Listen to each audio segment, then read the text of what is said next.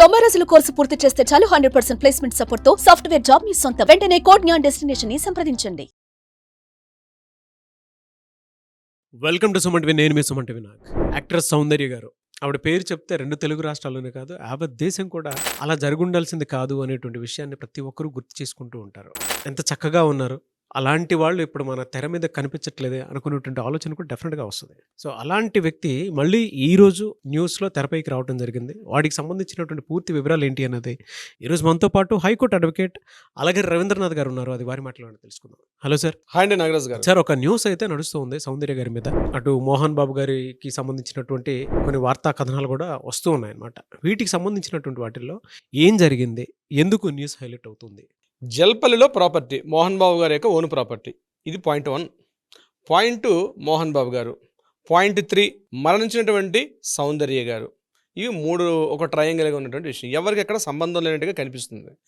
ఇది ఇలా ఉంటే ఖమ్మం జిల్లా సత్యనారాయణపురం గ్రామంలో ఒక వ్యక్తి, ఇతను మరణించినటువంటి సౌందర్య గారు మోహన్ బాబు గారు వల్ల మాత్రమే చనిపోయారు అని చెప్తూ జల్పల్లి నివాసం, ఆయన ఏదైతే ప్రాపర్టీ ఉందో జల్పల్లిలో ఉన్నటువంటి ఆయన హౌస్ ఏదైతే ఉందో దానికి లింక్ చేస్తూ ఈ రెండింటికి కారణం ఆ ప్రాపర్టీ వల్లనే సౌందర్య గారు ఆవిడ ప్రమాదంలో చనిపోవడానికి మోహన్ బాబు గారే కారణం అని చెప్తూ ఈ యొక్క 3 పాయింట్స్కి సంబంధం లేని 4th పర్సన్ ఎవరైతే ఖమ్మం జిల్లాలో ఉన్నారో ఆ సత్యనారాయణపురం ఉన్నటువంటి ఒక వ్యక్తి ఆయన కేసు పెట్టడం.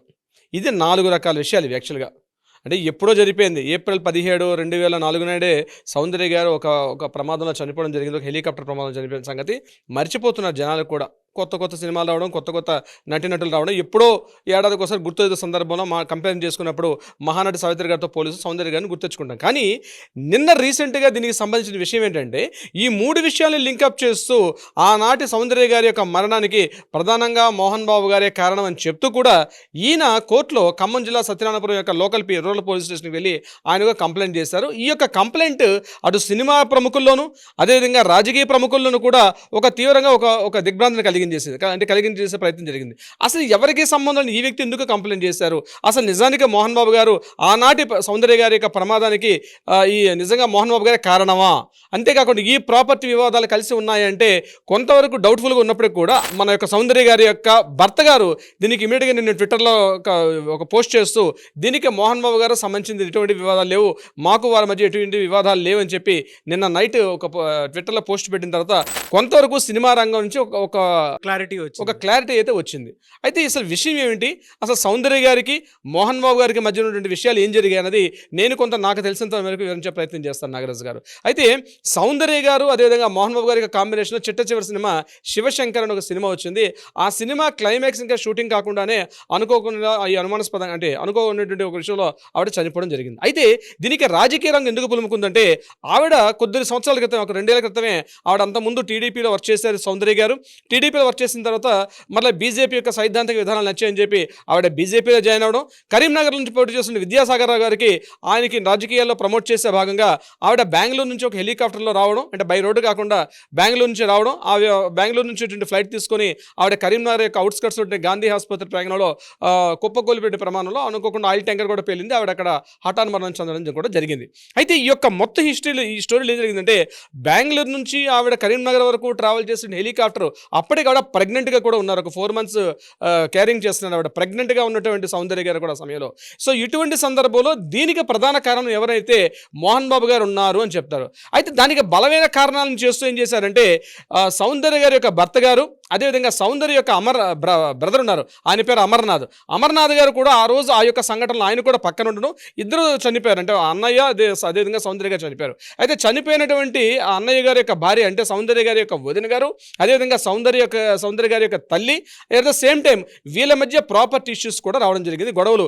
దీని మీద 2013 వరకు కూడా కోర్టులో కొద్ది రోజుల పాటు వివాదాలు జరిగాయి. అంటే భాగ పంపకాల విషయంలోనూ ప్రాపర్టీస్ విషయంలో కూడా, అంటే బెంగళూరులో ప్రాపర్టీస్ ఈ ప్రాపర్టీస్ సంబంధించి. అయితే ఈ మధ్యలో మోహన్ బాబు గారు ఇంటర్వ్యూ ఎందుకు జరిగిందంటే ఈ జల్పల్లిలో ప్రాపర్టీ ఏదైతే ఉందో ఈ ప్రాపర్టీకి సంబంధించి మోహన్ బాబు గారు సౌందర్య గారిని కలిసి ఇక్కడ ఇన్వెస్ట్ చేస్తే బాగుంటుంది, హైదరాబాద్ తొందరలో డెవలప్ అవుతుంది, నేను కొంత ఇన్వెస్ట్ చేస్తానంటే పక్కనే ఉన్న స్థలంలో మోహన్ బాబు గారు ఒక 4 ఎకరాలు కొనుక్కోవడం, ఆ 4 ఎకరాల కంటిన్యూషన్ ఉన్న సర్వే నెంబర్లోనే జల్పల్లిలో ఉన్నటువంటి అంటే శంషాబాద్ దగ్గరగా ఉన్నటువంటి జల్పల్లి దగ్గర ఉన్నటువంటి ఏరియాలో 6 ఎకరాల స్థలాన్ని సౌందర్య గారిని కొనిపించడం కూడా జరిగింది. అయితే కొంత అక్కడ 6 ఎకరాలు 4 ఎకరాలు కలిసి మొత్తం 10 ఎకరాల స్థలంలో జాయింట్గా కూడా ఒక అంటే జాయింట్ ఇన్వెస్ట్మెంట్ కూడా చేశారు. Soundarya garu at the same time Mohan Babu garu కలిసి ఈ 6 ఎకరాల స్థలంలో కూడా ఇన్వెస్ట్ చేశారు. మొత్తం 10 ఎకరాలు తీసుకున్నారు. అయితే అనుకోని హఠాత్మనం అయిపోయిన తర్వాత ఈ ప్రాపర్టీ ఎవరికి చెందుతుంది అనే విషయం మీద ఈయన ఇమీడియట్గా వీళ్ళని అప్రోచ్ అవ్వడం, ఆ ప్రాపర్టీని అంటే ఇంతకుముందు కొన్ని విషయాలు కూడా జరిగినాయి, ప్రాపర్టీ బాగా పెంపకాలు రకరకాల ఇష్యూస్ జరిగాయి. సో ఇటువంటి ఇష్యూస్ ఈ ప్రాపర్టీ మీద జరగకుండా ఉండాలని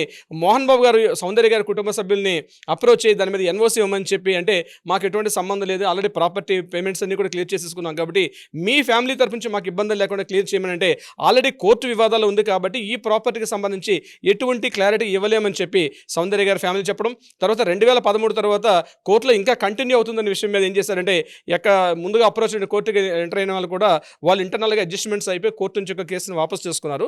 అదే సమయంలో 2013లో మోహన్ బాబు గారు అప్రోచ్ ఈ యొక్క ప్రాపర్టీని కూడా ఎన్ఓసి తీసుకొని తనకి క్లియర్గా ఉన్నటువంటి విషయం కూడా మనకు తెలుస్తుంది. అయితే 2013లో క్లియర్ అయిన తర్వాత 2025 ఇప్పుడు ఈ విషయం ఏంటంటే వీళ్ళ యొక్క వారసుల మధ్య అంటే మంచు విష్ణు గారు మంచు మనోజ్ గారి మధ్య ఈ ప్రాపర్టీకి సంబంధించి మళ్ళీ వివాదం తలెత్తినప్పుడు ఈ యొక్క విషయాలు కూడా వెలుగులోకి వస్తున్నాయి. అంటే ఈ ప్రాపర్టీ మీద సౌందర్య గారి యొక్క మరణానికి ఈయన మోహన్ బాబు గారి కారణం చెప్తూ అనేక రకాల కోణాలు, అంటే రాజకీయ కోణం, సినిమా కారణాలతో పాటు కుటుంబ పరంగా అనేక తగాదాలతో ముడిపడి ఈ ప్రాపర్టీ ఏదైతే ఉందో దీన్ని చూపిస్తూ కూడా ఈ వ్యక్తి కోర్టులో కేసు వేయడం, అంటే నిన్న పోలీస్ స్టేషన్కి అప్రోచ్ అయ్యి ఒక ఎఫ్ఐఆర్ నమోదు చేయడం జరిగింది. అయితే ఇక్కడ మరొక క్వశ్చన్ కూడా రైజ్ అవుతుంది. అంటే ఈ ఎవరికి సంబంధం లేనటువంటి ఈ పర్సన్ కోర్టులో అంటే ఫైల్ చేసిన కేసు ఇది నిజంగా కోర్టులో నిలబడుతుందా?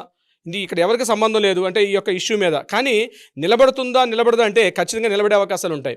అంటే ఒక మరణం జరిగింది, నేను ఐ విట్నెస్ చూశాను, ఈ ఐ విట్నెస్ కూడా వాళ్ళిద్దరి మధ్య ఈ ఆస్తికి సంబంధించిన గొడవలు జరిగాయి, నేను ఆ ప్రాపర్టీస్ గొడవల విషయాన్ని నేను పూర్తిగా విన్న తర్వాత కొద్ది రోజులకి ఆవిడ చనిపోయారు కాబట్టి ఈ యొక్క ఇది న్యాచురల్గా జరిగిన మరణం కాదు, యాక్సిడెంటల్ కాదు, ఇది ఖచ్చితంగా దీని మీద ఒక ప్రీ ప్లాన్డ్ మర్డర్ అని అనిపించిందని చెప్పి ఏ వ్యక్తి అయినా కోర్టుకు వెళ్ళే అవకాశం కూడా ఉంటుంది యాజ్ ఎ బీయింగ్ అని లాయర్గా చెప్తున్నాను. డేస్ తర్వాత సార్ అంటే ఇన్ని డేస్ మర్డర్ కేసు అనేది ఇన్ని డేస్ కానీ మనకి ఎక్కడ మెయింటైన్ చేయలేదండి.